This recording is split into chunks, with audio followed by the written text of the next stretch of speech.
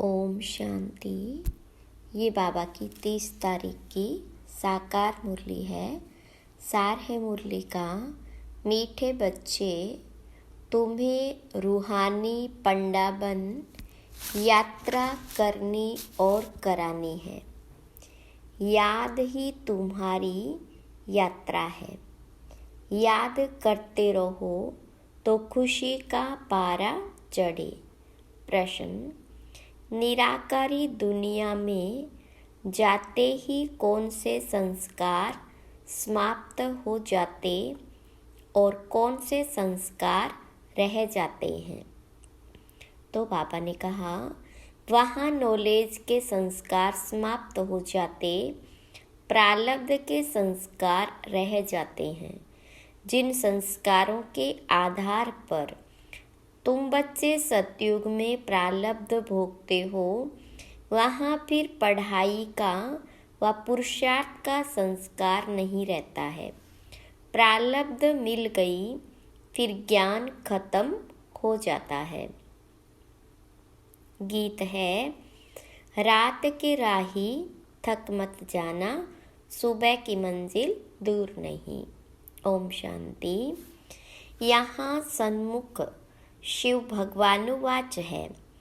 गीता में दिखाते हैं श्री कृष्ण भगवानुवाच, परंतु श्री कृष्ण तो उस नाम रूप से सम्मुख हो न सके। यह तो सम्मुख कहते हैं निराकार भगवानुवाच। श्री कृष्ण वाच कहे तो वह साकार हो जाता है। जो भी वेद शास्त्र आदि सुनाते हैं, वह ऐसे नहीं कहेंगे कि भगवानुवाच, क्योंकि वह साधु संत महात्मा आदि सब साकार में बैठे हैं। और फिर बाबा कहते हैं, रूहानी राही, रूहानी बाप जरूर रूहों को ही कहेंगे कि बच्चे थक मत जाना। यात्रा पर कई थक जाते हैं तो फिर वापस आ जाते हैं। वह है जिस्मानी यात्रा। भिन्न भिन्न मंदिरों में जिस्मानी तीर्थ यात्रा करने जाते हैं। कोई शिव के मंदिर में जाते हैं, वहाँ सब जिस्मानी चित्र रखे हैं भक्ति मार्ग के। यह तो सुप्रीम रूह परमपिता परमात्मा आत्माओं को कहते हैं कि हे बच्चे, अब मुझ एक के साथ बुद्धि का योग लगाओ। और ज्ञान भी देते हैं। तीर्थों पर जाते हैं तो वहाँ भी ब्राह्मण लोग बैठे हैं, कथा कीर्तन करते हैं। तुम्हारी तो एक ही सत्यनारायण की कथा है, नर से नारायण बनने की। तुम जानते हो, पहले स्वीट होम में जाएंगे, फिर विष्णुपुरी में आएंगे। इस समय तुम हो ब्रह्मपुरी में। इसको पियरघर कहा जाता है। तुमको जेवर आदि कुछ नहीं है, क्योंकि तुम पियरघर में हो। तुम जानते हो, ससुर घर में हमको अपार सुख मिलने हैं। यहाँ कलयुग ससुर घर में तो अपार दुख है। तुमको तो जाना है उस पार सुख धाम में। यहाँ से ट्रांसफर होना है। बाबा सभी को नैनों पर बिठाकर ले जाते हैं, दिखाते हैं ना। श्री कृष्ण का बाप उनको टोकरी में बिठाकर उस पार ले गया, तो यह बेहद का बाप तुम बच्चों को उस पार ससुर घर ले जाते हैं। पहले अपने निराकारी घर में ले जाएंगे, फिर ससुर घर भेज देंगे। तो वहाँ यह सब पियर घर ससुर घर की बातें भूल जाएगी। वह है निराकारी पियर घर। वहाँ यह नॉलेज भूल जाती है। नॉलेज के संस्कार निकल जाते हैं, बाकी प्रारब्ध के संस्कार रह जाते हैं। फिर तुम बच्चों को प्रारब्ध ही ध्यान में रहती है। प्रारब्ध अनुसार जाकर सुख के जन्म लेंगे। सुख धाम जाना है। प्रारब्ध मिल गई, फिर ज्ञान खत्म, तुम जानते हो प्रारब्ध में हमारी फिर वही एक्ट चलेगी। तुम्हारे संस्कार ही प्रारब्ध के हो जाएंगे। अभी है पुरुषार्थ के संस्कार। ऐसे नहीं कि पुरुषार्थ और प्रारब्ध दोनों संस्कार वहाँ रहेंगे, नहीं, वहाँ यह ज्ञान नहीं रहता। तो यह तुम्हारी रूहानी यात्रा है। तुम्हारा चीफ पंडा है बाप। यूं तो तुम भी रूहानी पंडे बन जाते हो, सबको साथ में ले जाते हो। वह है जिस्मानी पंडे, तुम हो रूहानी पंडे। वह लोग अमरनाथ पर बड़े धूमधाम से जाते हैं, झुंड के झुंड। खास अमरनाथ पर बहुत धूमधाम से जाते हैं। बाबा ने देखा है कितने साधु संत गाजे बाजे ले जाते हैं, साथ में डॉक्टर आदि भी ले जाते हैं, क्योंकि ठंडी का समय होता है, कई बीमार पड़ जाते हैं। तुम्हारी यात्रा तो बहुत सहज है। बाबा कहते याद में रहना ही तुम्हारी यात्रा है। याद मुख्य है। बच्चे याद करते रहे तो खुशी का पारा चढ़ा रहे।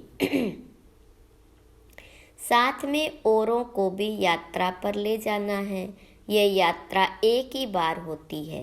वह जिस्मानी यात्राएं तो भक्ति मार्ग से शुरू होती है, वह भी कोई शुरुआत में नहीं होती। ऐसे नहीं कि फट से मंदिर चित्र आदि बन जाते हैं। वह तो आहिस्ते आहिस्ते बाद में बनते जाते हैं। पहले पहले शिव का मंदिर बनेगा, वह भी पहले घर में सोमनाथ का मंदिर बनाते हैं, तो फिर कहाँ जाने की दरकार नहीं रहती। यह मंदिर आदि बाद में बनते हैं, समय लगता है।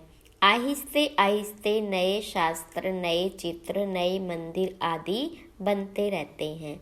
टाइम लगता है, क्योंकि पढ़ने वाले भी चाहिए ना। मठ आदि जब वृद्धि को पाएंगे, फिर विचार होगा, शास्त्र बनाएंगे। तो इतने तीर्थ स्थान बने, मंदिर बने, चित्र बने, टाइम लगता है ना। भल कहा जाता है कि भक्ति मार्ग द्वापर से शुरू होता है, परंतु टाइम तो लगता है ना। फिर कलाएं कमती होती जाएगी। पहले अव्यभिचारी भक्ति, फिर व्यभिचारी भक्ति हो जाती। यह सब बातें अच्छी रीति चित्रों पर सिद्ध कर बताई जाती है। समझाने वालों की बुद्धि में यही चलता रहेगा कि ऐसे ऐसे चित्र बनाए, यह समझाए। सबकी बुद्धि में नहीं चलेगा, नंबरवार है ना। कोई की बुद्धि बिल्कुल चलती नहीं, वह फिर पद भी ऐसे पाएंगे। मालूम पड़ जाता है यह क्या बनेंगे जितना आगे चलेंगे। तुम समझते जाएंगे। जब लड़ाई आदि लगेगी, फिर प्रैक्टिकल देख लेंगे, फिर बहुत पछताएंगे। उस समय पढ़ाई तो हो न सके।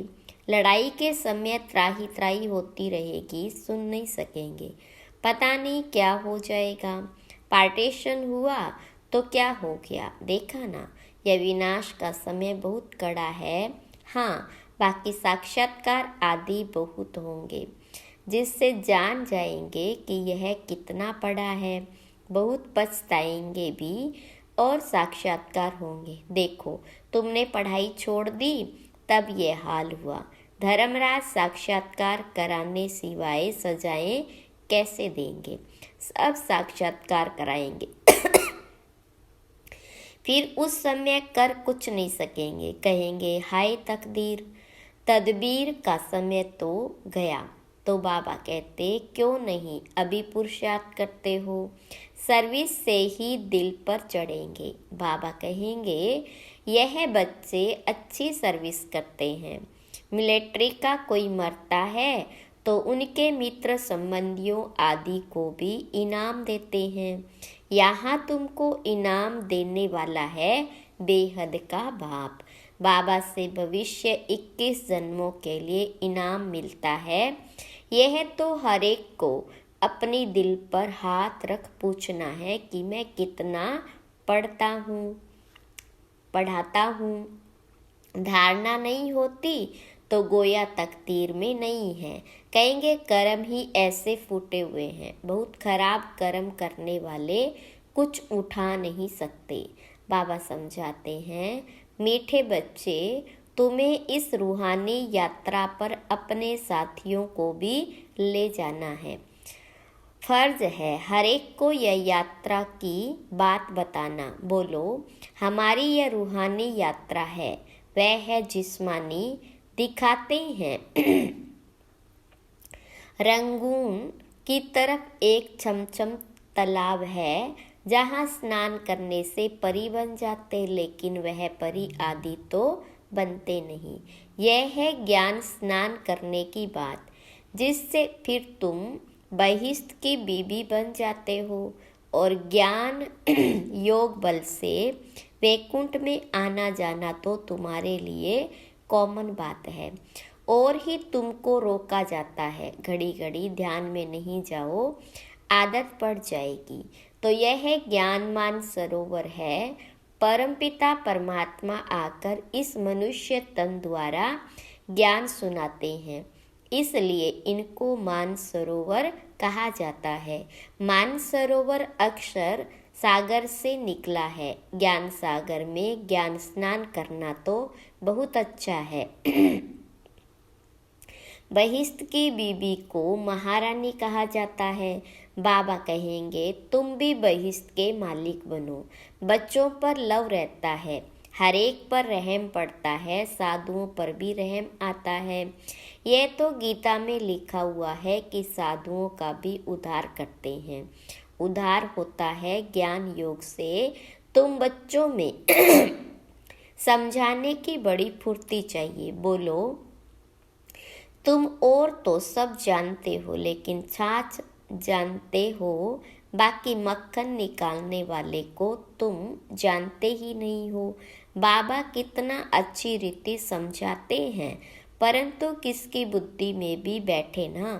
बाबा को जानने से मनुष्य हीरे जैसा बनते हैं, न जानने से मनुष्य कौड़ी मिसल बिल्कुल पतित है। बाबा को जानने से ही पावन बनते हैं। पतित दुनिया में कोई पावन हो न सके, तो जो महारथी बच्चे हैं वह अच्छी रीति समझा सकेंगे। कितने ढेर ब्रह्मा कुमार कुमारियां हैं। प्रजापिता ब्रह्मा नाम भी मशहूर है। प्रजापिता ब्रह्मा के यह है मुख वंशावली। ब्रह्मा को ही 100 भुजा 1000 भुजा दिखाते हैं। यह भी समझाया जाता है इतनी भुजाएं तो हो नहीं सकती। बाकी ब्रह्मा तो बहुत बचड़े वाला है। ब्रह्मा फिर किसका बच्चा? इनका तो बाप है ना। ब्रह्मा है शिव बाबा का बच्चा, इनका और कौन बाप हो सकता? मनुष्य तो कोई हो नहीं सकता। ब्रह्मा विष्णु शंकर गाए जाते हैं सूक्ष्म वतन के, वह तो यहाँ आ न सके। प्रजापिता ब्रह्मा तो जरूर यहाँ होगा ना। सूक्ष्म वतन में तो प्रजा नहीं रचेंगे, तो परम पिता परमात्मा आकर इस ब्रह्मा मुख द्वारा शक्ति सेना रचते हैं। पहले पहले परिचय देना है, हम ब्रह्मा मुख वंशावली हैं, तुम भी ब्रह्मा के बच्चे हो ना। प्रजापिता ब्रह्मा है सबका बाप, फिर उनसे और बिरादरियां निकलती है, नाम बदलते जाते हैं। अब तुम ब्राह्मण हो। प्रैक्टिकल में देखो, प्रजापिता ब्रह्मा की कितनी औलाद है। जरूर औलाद को वर्षा मिलता होगा। ब्रह्मा के पास तो कोई प्रॉपर्टी है नहीं, प्रॉपर्टी है शिव बाबा के पास। ब्रह्मा वल्द शिव बेहद के बाप से ही वर्षा मिलता है। ब्रह्मा द्वारा शिव बाबा बैठ पढ़ाते हैं, हमको दादे का वर्षा मिलता है। बाबा समझाते तो बहुत हैं, परंतु योग नहीं, कायदे पर नहीं चलते तो बाबा भी क्या करे। बाबा कहते इनकी तकदीर। अगर बाबा से पूछे तो बाबा बता सकते हैं इस हालत में तुम्हारा क्या पद होगा। दिल भी गवाही देता है मैं कितनी सर्विस करता हूँ, श्रीमत पर कहाँ तक चलता हूँ। श्रीमत कहती है मन मना भव, सबको बाप और वर्षे का परिचय देते रहते हैं, ढिंडोरा भी पीटते रहते हैं, बाबा इशारा देते रहते हैं। तुम्हें गवर्नमेंट को भी समझाना है, जो वह भी समझे। बरोबर भारत की ताकत ही चली गई है। परमपिता परमात्मा सर्वशक्तिवान से योग ही नहीं है। इनसे तुम योग लगाते हो तो एकदम विश्व के मालिक बनते हो। माया पर भी तुम जीत पहनते हो। ग्रस्त व्यवहार में रहते माया पर जीत पानी है। हमारा मददगार बाप है, कितना समझाया जाता है। धारणा करनी चाहिए। बाबा ने समझाया धन दिए धन ना खूटे, सर्विस करेंगे तब बाबा की दिल पर चढ़ेंगे, नहीं तो इम्पॉसिबल। इसका मतलब यह नहीं कि बाबा प्यार नहीं करते, बाबा प्यार सर्विसेबल को करेंगे। मेहनत करनी चाहिए, सबको यात्रा लायक बनाते हैं। मन मना भव, यह है रूहानी यात्रा। तुम्हें याद करो मुझे याद करो तो तुम मेरे पास पहुंच जाएंगे। शिवपुरी में आकर फिर विष्णुपुरी में चले जाएंगे। यह बातें सिर्फ तुम बच्चे जानते हो, कोई और मन मनाभव का अर्थ समझते नहीं। पढ़ते तो बहुत हैं, बाबा महामंत्र देते हैं, बच्चे मुझे याद करो तो तुम विक्रमाजीत बन जाएंगे। अच्छा, मीठे मीठे सिकीलदे बच्चों प्रति माता पिता बाप दादा का याद प्यार और गुड मॉर्निंग। रूहानी बाप की रूहानी बच्चों को नमस्ते। रूहानी बच्चों की रूहानी बाप दादा को याद प्यार गुड मॉर्निंग नमस्ते। धारणा के लिए मुख्य सार। पहली पॉइंट, ज्ञान स्नान करना है। प्यार से सर्विस कर बाबा के दिल तख्त पर बैठना है। पुरुषार्थ के समय में अलबेला नहीं बनना है। दूसरी पॉइंट, बाबा की पलकों पर बैठ कलयुगी दुखधाम से सुखधाम चलना है, इसलिए अपना सब कुछ ट्रांसफर कर देना है। वरदान, जीवन में दिव्य गुणों के फूलों की फुलवाड़ी द्वारा खुशहाली का अनुभव करने वाले एवर हैप्पी भव। विस्तार, सदा खुशहाल अर्थात भरपूर संपन्न।